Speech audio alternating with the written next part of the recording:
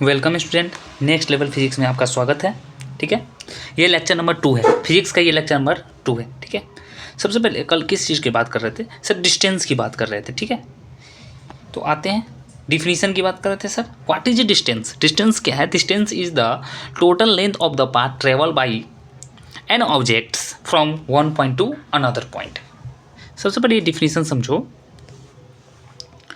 कि डिस्टेंस होता क्या है। ये डिफिनेशन यहाँ से आप नोट कर सकते हैं। ठीक है, उसके बाद डायरेक्ट आना है हम लोग को सिंपल डिफिनीशन में। हम लोग को डिफिनीशन रट्टू मर नहीं बनना है, सिंपल पढ़ना है। सिंपल डिफिनीशन क्या कहता है कि total path covered by an object during motion. ठीक है, किसके साथ? ड्यूरिंग मोशन के साथ। अगर कोई भी डिस्टेंस कवर्ड हो रहा है, ठीक है, कोई ऑब्जेक्ट कवर्ड कर रहा है तो वो हमारा डिस्टेंस है। ठीक है, जैसे एक सिंपल समझते हैं कि जैसे आप चलते हैं 5 मीटर फॉरवर्ड की ओर चलते हैं और 3 मीटर बैकवर्ड की चलते हैं, तो आपका डिस्टेंस क्या हो जाएगा सर? 5 + 3 कितना हो जाएगा सर? 8 मीटर हो जाएगा। ठीक है, तो ये आपका क्या हो जाएगा? डिस्टेंस हो जाएगा। इसमें इंपॉर्टेंट पॉइंट क्या है डिस्टेंस का? Distance is a scalar quantity. Sir scalar क्या होता है? तो मैं बताता हूँ आपको स्केलर क्वांटिटी क्या होता है और वेक्टर क्वांटिटी क्या होता है। ठीक है, सबसे पहले स्केलर और वेक्टर क्वांटिटी की बात कर लेते हैं। तो स्केलर क्वांटिटी और वेक्टर क्वांटिटी, एक्सेलर और वेक्टर क्वांटिटी क्या होता है? तो इसमें डायरेक्शन और मैग्नीट्यूड्स, डायरेक्शंस और मैग्नीट्यूड्स, डायरेक्शन होगा या मैग्नीट्यूड होगा। ठीक है, दोनों में से कोई एक नहीं होगा। और वेक्टर में क्या होता है? वेक्टर क्या होता है? इसमें डायरेक्शन भी होगा और मैग्नीट्यूड भी होगा। इसमें डायरेक्शन भी होगा और मैग्नीट्यूड भी होगा। ठीक है, दोनों होगा, बोथ प्रेजेंट होगा, तो ये हमारा वेक्टर क्वांटिटी हो जाएगा। और जिसमें डायरेक्शन ना हो स्केलर क्वांटिटी हो जाएगा। ठीक है, कैसे समझेंगे सर ये स्केलर क्वांटिटी है?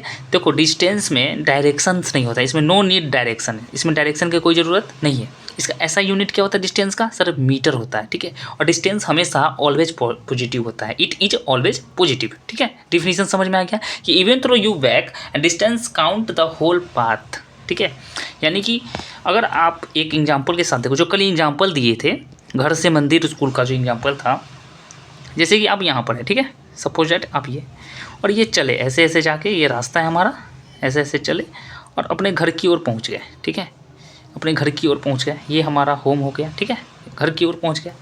तो ये जो डिस्टेंस है, ऐसे गए और उसके बाद यहाँ से फिर से आए, कुछ काम था फिर से आ गए।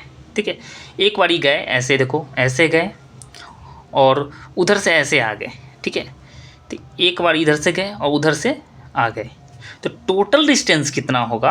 अगर सपोज दैट ये रास्ता हमारा 10 मीटर का है, तो टोटल डिस्टेंस क्या होगा? 10 + 10 यानी कि 20 मीटर। ठीक है, 20 मीटर का हो जाएगा। यानी कहने का क्या मतलब हुआ कि आप जितना चलते हैं, ठीक है, जितना डिस्टेंस कवर्ड करते हैं, जितना लेंथ कवर्ड करते हैं, वही हमारा क्या हो जाएगा? डिस्टेंस कोई बड़ी तो चीज़ नहीं है। ठीक है, डिस्टेंस हमारा क्या है? स्केलर क्वांटिटी है। सर इसका एसआई यूनिट क्या है? इसका एसआई यूनिट मीटर है। ये ऑलवेज पॉजिटिव होता है, ये ऑलवेज पॉजिटिव होता है। याद हो गया ये सब चीज़? ठीक है, तो आप डिफिनीशन को नोट कर लेके यहाँ से डायरेक्ट आपको इस पॉइंट को नोट कर लीजिए। बस इतना नोट करना है, सारा चीज़ नोट मत करना, जो अंडरलाइन करेंगे उसी को नोट करना है। ठीक है, एन ऑब्जेक्ट्स।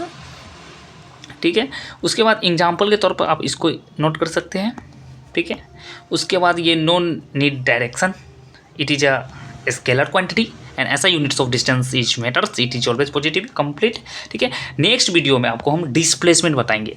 डिस्प्लेसमेंट क्या होता है उसकी चर्चा होगा, डिस्प्लेसमेंट का डिफिनीशन की बात होगा। ठीक है, तो तब तक इतना ही रखते हैं। थैंक यू बच्चों फॉर वॉचिंग मी। ठीक है, चलो।